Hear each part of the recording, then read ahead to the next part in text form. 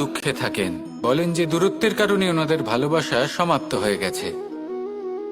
এমনও কিছু মানুষ আছেন যারা বলেন যে দূরত্বের জন্য ভালোবাসা বৃদ্ধি পায়।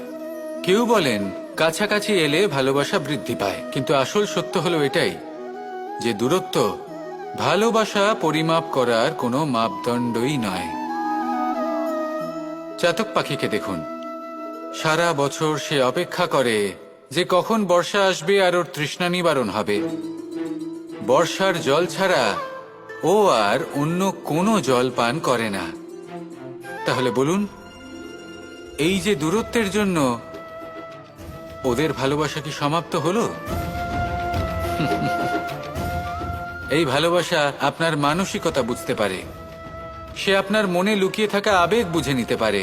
তা সে আপনি যতই দূরে চলে যান না কেন, যতই কাছে আসুন না কেন, শুধু নিজের আবেগগুলিকে কখনো মলিন হতে দেবেন না, স্বার্থ জড়িয়ে ফেলবেন না।